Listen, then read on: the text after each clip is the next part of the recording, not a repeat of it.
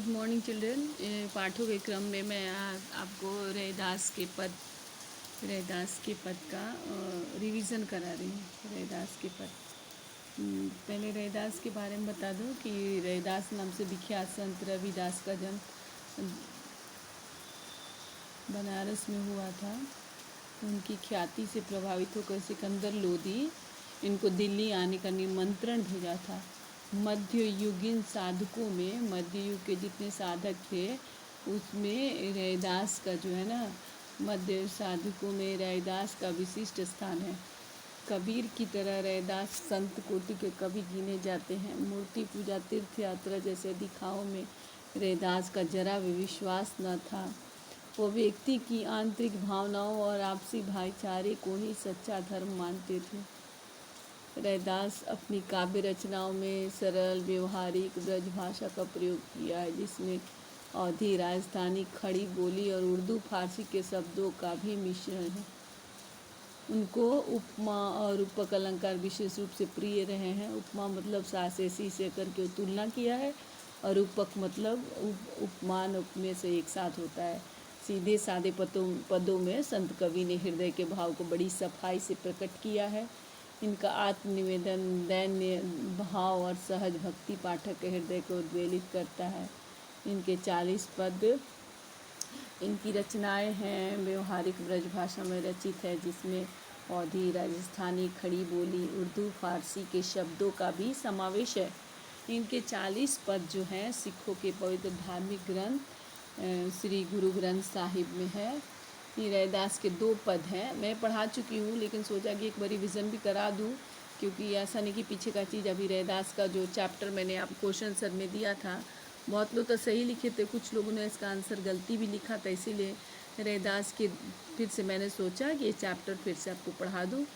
इसमें रैदास के 2 पद हैं। प्रभु जी तुम चंदन हम पानी में कभी अपने आराध्य को याद करते हुए उनसे अपनी तुलना करता है।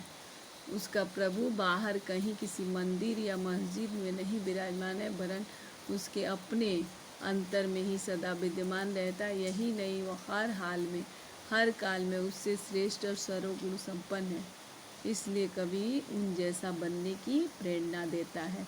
दूसरे में भगवान अपार उदारता, कृपा, उनके समदर्शी स्वभाव का वर्णन किया जाता है।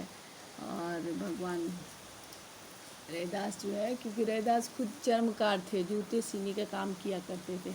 अब कैसे छूटे राम नाम रट लागी, प्रभु जी तुम चंदन हम पानी, जाकी अंग अंग वास समानी, प्रभु जी तुम घन बन हम मोरा, जैसे चितवत चंद चकोरा, प्रभु जी तुम दीपक हम बाती, जाकी ज्योति बरे दिन राती, प्रभु जी तुम मोती हम धागा, जैसे सोन ही मिलत सुहागा, प्रभु जी तुम स्वामी हम दासा, ऐसी भक्ति करे रैदासा। वास मतलब होता है गंध, समानी मतलब समान, घन मतलब बादल, वन मतलब जंगल, मोरा मतलब मोर, चितवत मतलब देखना, निरखना, चकोरा मैंने तीतर जाति का पक्षी होता है। मैंने प्रभु जी बोल रहा है कैसे मैंने हमारे मन में जो राम नाम रटने की आदत हो गई है, वो कैसे मैंने राम नाम की जो रट लगाई है, वो राम नाम का रट मेरे से कभी नहीं छूट सकता। क्योंकि अपने भगवान को रैदास कहते हैं कि आप चंदन है, मैं पानी। जिस प्रकार चंदन पानी से मिलाकर घिसा जाता है और पानी सुगंधित हो जाता है, उसी प्रकार भक्त जब भगवान के संसर्ग में आता है तो उसकी ख्याति दूर दूर तक चली जाती है। प्रभु जी तुम घन वन हम मोरा, माने आप घने जंगल हैं, आप प्रभु जी आप बादल, घन वन माने आप बादल बन जाइए और हम मोर हैं। बादल को देख के जैसे मोर प्रसन्न होता है, वैसे ही हम आपको देख के प्रसन्न हो जाते हैं। जैसे चितवत चंद चकोरा, जिस प्रकार चकोर पक्षी चंद्रमा को एक टक निहारते रहता है, उसी तरह आपको मैं हर समय अपने आँखों के सामने पाना चाहता हूँ। प्रभु जी तुम दीपक हम बाती, जाकी ज्योति बरे दिन रात। प्रभु जी कहते हैं कि तुम दीपक हो। रैदास कहते हैं कि आप दीपक हो, हम बत्ती हैं। दीपक में बत्ती लगा देने से और उसकी रोशनी चारों तरफ प्रकाशित हो जाती है। उसी प्रकार भक्त जब भगवान के संसर्ग में आता है तो उसकी रोशनी, उसकी गुण चारों तरफ प्रकाशित होती है। जाकी ज्योति बरे मन, जिसका प्रकाश जो है ना दिन रात जलते रहता है। प्रभु जी तुम मोती हम धागा, प्रभु को भगवान को रैदास ने मोती माना है और अपने को धागा। जिस प्रकार कीमती मोती को एक साधारण धागा में डालने से धागा भी कीमती हो जाता है, धागा भी महत्वपूर्ण हो जाता है, उसी प्रकार रैदास अगर स्वामी के संसर्ग में आ जाते हैं, दास अगर स्वामी के संसर्ग में आ जाता है तो वह भी कीमती है। जैसे सोने से सुहागा मिल जाता है तो सोना और भी चमकीला हो जाता है, उसी प्रकार भक्त भगवान से मिलकर और भी गुण युक्त हो जाता है, गुणों का भंडार होता है, गुणों का बढ़ जाता है। प्रभु जी तुम स्वामी हम दासा, माने आप क्या हैं, आप हमारे मालिक हैं और मैं आपका दास हूँ। प्रभु जी तुम स्वामी हम दासा, मैं आपका मालिक हूँ, आप मेरे दास हैं। ऐसी भक्ति करे रैदास, माने इस प्रकार की भक्ति रैदास करते हैं। तुम स्वामी हम दास। पंक्तियों में कवि रैदास कहते कैसे कि अपने भक्ति भाव का वर्णन उनके अनुसार प्रकृति में बहुत सारी चीज़ें एक दूसरे से जुड़ी रहती है। कह रहे हैं कि प्रकृति की बहुत सारी चीज़ें, रैदास कहना चाहते हैं कि एक दूसरे से जुड़ी रहती है, ठीक उसी तरह भक्त एवं भगवान भी एक दूसरे से जुड़े हुए हैं। उन्होंने प्रथम पंक्ति में ही राम नाम का गुणगान किया है। रैदास के पद की इन पंक्ति वर्ग में पंक्तियों में बोल रहे हैं कि अगर एक बार राम नाम रटने की मत लग जाए तो फिर कभी नहीं छूट से। मैंने कहने का मतलब कि एक बार राम नाम रटने की इच्छा जो मन में आ जाती है वो कभी मन से नहीं। प्रभु जी तुम चंदन हम पानी, उनके अनुसार भक्त एवं भगवान चंदन की लकड़ी और पानी की तरह होते हैं कि चंदन की लकड़ी में पानी में डालकर छोड़ दिया जाता है तो उसका सुगंध जो है पानी में फैल जाता है। उसी प्रकार भगवान भी अपनी सुगंध भक्त के मन में छोड़ जाते हैं, जिसे सुनकर भक्त जो है सदा प्रभु भक्ति में लीन रहता है। कहने का मतलब कि चंदन को पानी में डालने से पानी सुगंधित हो जाता है, उसी प्रकार भगवान अपनी सुगंध भक्त तक छोड़ जाते हैं, जिसे सुनकर भक्त सदा प्रभु भक्ति में लीन रहता है। प्रभु जी तुम घन बन हम मोरा जैसे चितवा।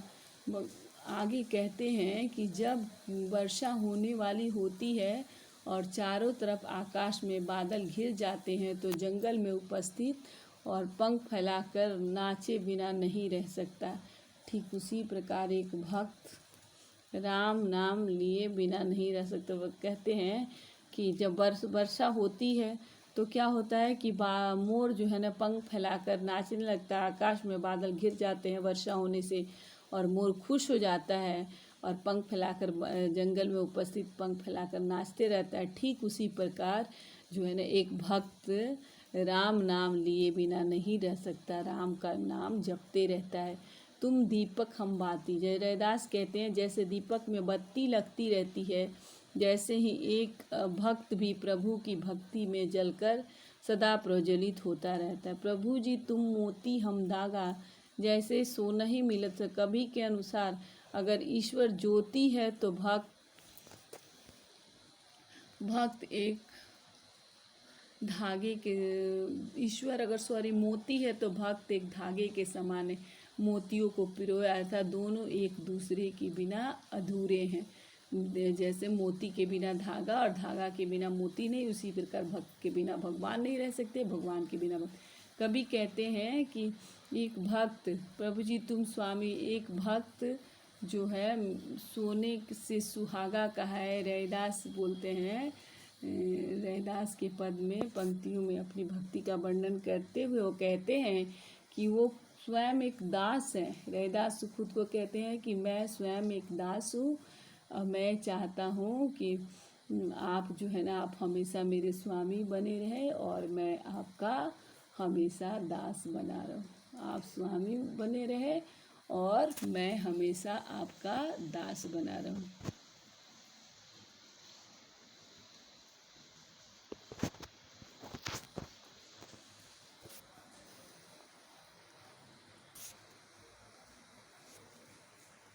इस प्रकार भावार्थ दिया हुआ है कि प्रत्येक चीज़ें एक दूसरे से जुड़ी हुई है।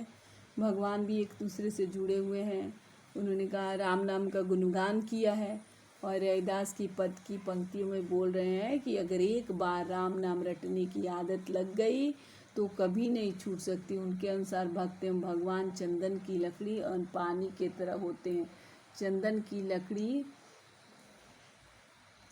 को पानी में डालकर छोड़ दिया जाता है तो उसका संबंध जो है पानी में, सुगंध पानी में फैल जाता है।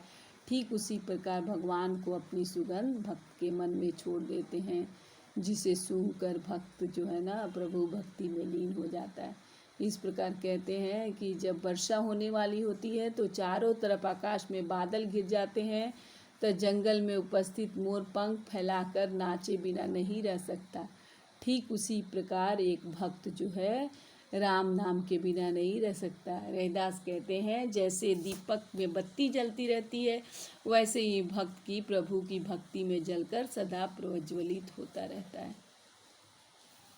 कवि बोलते हैं कि ईश्वर अगर मोती है तो भक्त एक धागे के समान है, जिसमें मोतियों को पिरोया जाता है, अर्थात दोनों एक दूसरे के बिना अधूरे हैं। इसलिए कवि ने एक भक्त से भगवान मिलन को सोने पे सुहागा कहा है। रैदास पद की इन पंक्तियों में अपनी भक्ति का वर्णन करते हुए रैदास जी स्वयं को एक दास और प्रभु को स्वामी कहते हैं। अब दूसरा उनका है, अब ऐसी लाल तुझ बिन कौनू करे, गरीब निवाजू गुसैया। यानी कहते हैं, रैदास कहते हैं कि हे स्वामी, ऐसी लाल माने हे स्वामी, तुम्हारे बिना ये कोई भी संभव किसी के द्वारा संभव नहीं है। तुम ही ये संभव कर सकते हो और कोई संभव नहीं कर सकता। गरीब निवाजू, गरीबों पर दया करने वाले स्वामी, मेरे माथे छत्रु धरे, मेरे सिर के ऊपर आपका आशीर्वाद हमेशा बना रहे। जाकी छोटी जगत कहूँ लागे, जिसको छुआछूत की दृष्टि से जगत के लोगों ने देखा, तापर तू ही ढरे, उन पे तू ही द्रवित होता है। नीचा ऊंच करे, नीचे व्यक्तियों को जो है ना ऊंचे आसन पे बिठाता है, जो जिसे समाज अछूत कहता है उसको ऊंचा आसन देता। मेरा गोविंद मने मेरा भगवान किसी से नहीं डरता है। नामदेव कबीरू तिलोचनू, सधना सैनु तरे। नामदेव कबीर तिलोचनू ये सब साधारण घर में जन्म लेने वाले व्यक्ति थे। इन लोगों को भगवान ने उद्धार किया, इन लोगों को भगवान ने आगे बढ़ाया। कही रविदास सुनहु रे संतो, रविदास रैदास कभी कहते हैं हे संतो सुनो, हरि जीव सन भगवान के द्वारा सभी चीज़ें संभव है। रैदास प्रस्तुत पंक्तियों में कवि ने प्रभु की महिमा का, कृपा का वर्णन किया है। उनको लग रहा है कि संपूर्ण जगत में प्रभु के समान कृपालु कोई नहीं है। वो गरीब दीन दुखियों को समान भाव से देखते हैं, छूत अछूत का विश्वास नहीं करते, मनुष्य के बीच कोई भेदभाव नहीं करते। उनके अंदर सब मनुष्य बराबर है, सबको समभाव से देखते हैं। इसी कारणवश कवि को लग रहा है कि अछूत होने के बाद भी उनकी, क्योंकि वो तो एक चर्मकार थे, चमड़े के जूते सीते थे, तब लगता है कि अछूत होने के बाद भी प्रभु की उन पर असीम कृपा है। इस कृपा के वजह से कवि अपने माथे पर राजाओं जैसा महसूस हो रहा है। मैंने कवि को लग रहा है कि जैसे महाराजा के माथे पे छत्र रहता है, उसी प्रकार जो है ना हमेशा जो है ना हमारे इनके माथे पर जो है ना आशीर्वाद बरहात रहता है। रैदास के पद कि इनसे पता चलता है कि कभी खुद को नीच एवं भागा मानते हैं, उनके बाद भी प्रभु ने उनके ऊपर जो कृपा दिखाई है कभी उनसे फूले नहीं। रैदास पता चलता है कि कभी जो है खुद को नीच मानते हैं, खुद को भागा मानते हैं, उनके बाद भी प्रभु के ऊपर जो कृपा है कभी उनसे फूले नहीं समा रहे हैं। प्रभु जो है ना अपने भक्तों में क्या करते हैं, भेदभाव, उनमें अंतर्भाव नहीं मानते हैं। वो सदैव अपने भक्तों को एक समान मानते हैं, वो किसी से नहीं डरते हैं और भक्तों पर एक समान कृपा करते हैं। प्रभु के इन्हीं गुणों की वजह से माने प्रभु सबके साथ समान व्यवहार करते हैं। इसीलिए नामदेव कबीर जुलाहे, सदना जैसे कसाई, सैनु जैसे नाई एवं त्रिलोचन जैसे सामान्य व्यक्तियों माने प्रभु उनके स्वामी रैदास के स्वामी सब पे दया करते हैं, इसलिए नामदेव कबीर जुलाहे थे, सदना क्या थे, कसाई थे, सैनु क्या थे, नाई थे। इन लोगों ने और रैदास खुद चर्मकार थे। सामान्य व्यक्तियों में इतनी ख्याति प्राप्त हुई है, प्रभु की कृपा से ही इन्होंने इस संसार रूपी सागर को पार किया है। रैदास के पद की अंतिम लास्ट पंक्ति में कवि क्या कहते हैं कि हरि हरि जीव से प्रभु की महिमा अपरंपार है। हरि प्रभु आपकी महिमा अपरंपार है, वो कुछ भी कर सकते हैं। यानी हरि यानी भगवान या प्रभु हमारे स्वामी की महिमा अपरंपार है, वो कुछ भी कर सकते हैं। इस प्रकार ये हो गया बेटा। धन्यवाद। फिर से मैंने रिवीजन करा